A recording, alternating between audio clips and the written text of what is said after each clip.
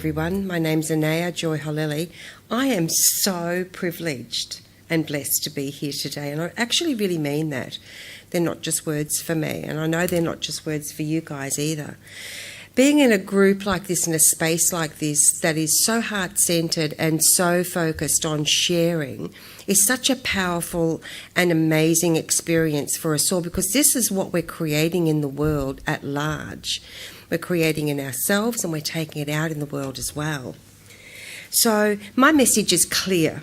You matter in the world, and so do I.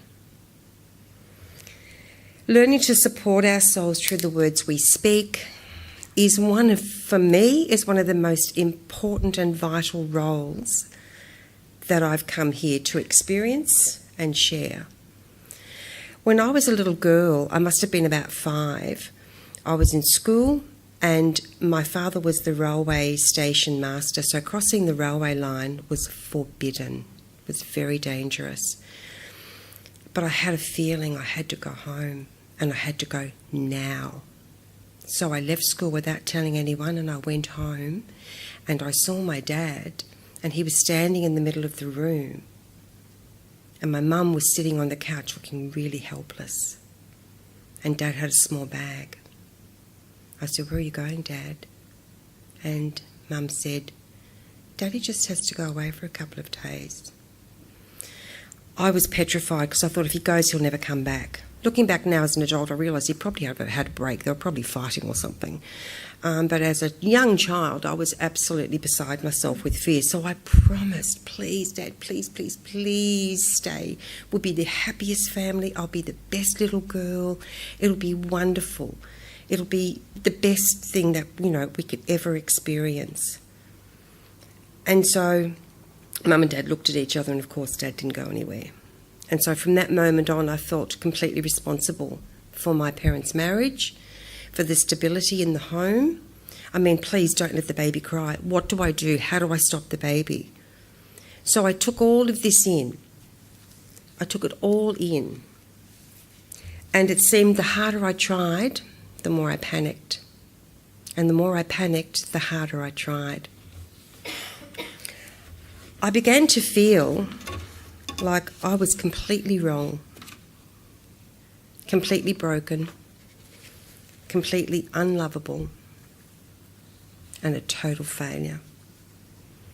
And I took this into my life as an adult, and I became my harshest critic.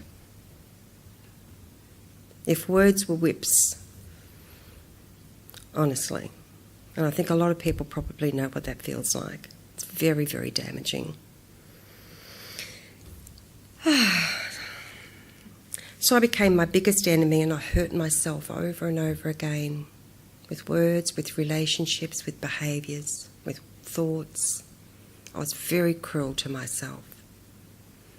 And I hid behind comedy. I got fatter and fatter because no one sees the fat girl. I married and had relationships with men who I thought I could save. I could see their innate goodness. And if I loved them enough and tried hard enough, I could save them and fix them, and they could fix me. I just wanted to be good enough. I desperately wanted to be good enough. And if I was good enough, of course, they would never leave me. Never. And I could keep my family together. So I was married 3 times. I didn't keep any of my families together, as it turns out.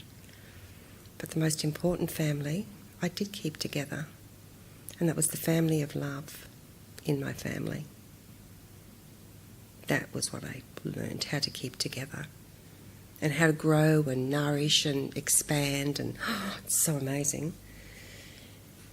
Okay, over time, I became very bitter, oh my gosh, and so angry and so toxic that no one could stand to be near me, and I couldn't stand to be near myself either. I was so toxic. But you know how life has this way of lifting you up and supporting you, even when you think it's pushing you down and hurting you. Of course, that's what happened to me. And I realised that everything that I had learned, all these skills that I had learned that were punishing skills, if I was going to have that different kind of life, if I was going to be the sort of person that I loved to be with and enjoyed my own company and therefore was able to bring that out to others, I had to learn something that I didn't even know if it was possible. I had to learn to love me exactly the way I was, without changing one single thing about myself. Wow. Wow. Okay, so I heard something on Doreen Virtue's chakra clearing CD one day, and that is, I am willing to release that part of me which angers me when I think of you.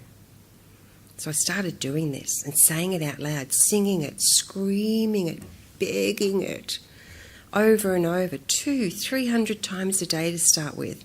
Something had happened that, on the surface, I looked totally justified in being really upset about. But of course, justification's just another word for, well, you know, I can do this because it's somebody else's fault. And I didn't want to do that anymore. I really wanted to have a different kind of life. And you know what? I really wanted to. My kids really loved me. I knew that. But I wanted to be the kind of person who could be the kind of parent that could model a life worth living in joy and harmony and blessings for my children. I really wanted that badly. So I decided that's what I was going to do. It was early days and I really had a long way to go, I can tell you. I had a lot to learn about myself, and I decided that it was worth the journey, it was worth the time, it was worth any pain that I would feel, because I started to realise, oh my gosh, I started to laugh again, I started to stop obsessing. And it was such a shock to experience that of course I knew I was on the right path. So, yay, I'm in. Okay. I'm totally going off on my notes here, so I don't know what I'm up to next. Okay, and the other thing I realised, right, you know what I mean? The other thing I realised is I couldn't give what I didn't have. I just couldn't do it. So I had to start giving it to me. I had to start building up my own banks of emotional support, love, kindness. Kindness was the biggest thing for me. And remembering how important it is to know that I matter. I just do. Not because of any other reason. I just do. So learning to open myself up was a very scary experience for me. I'd spent so many years keeping myself shut down and emotionally aloof or completely overwhelmed in emotion. And I would go from one to the other and get so panicked in between, so that when I was in one, I'd think, oh, it's okay now. And then that wouldn't work, so I'd run to the other. And it was just so frightening to be there. And it got to a point in my early 20s where I knew if I didn't do something, I was never going to survive. So I did something. The universe presented an opportunity. I took it. I moved into it. And I started to face up. I went and did primal therapy, of all things, way back in the 70s. But what it did was it allowed me to really see where my pain was and to not have to explain it to anybody else and just begin to love myself around that pain and just be okay with it. It sounds like a small thing, but it was a very big thing. And I realised too that putting everybody else's needs before my own was never going to take me where I needed to go. So I started following my guidance. I created Angel Heart Radio. First of all, I created Angel Light 777. It was beautiful to work with the angels, that loving, guiding presence. And so my message is clear, is that You matter in the world, and so do I. And no one can do what we can do in the ways that we've come to do it. Thank you. Thank you.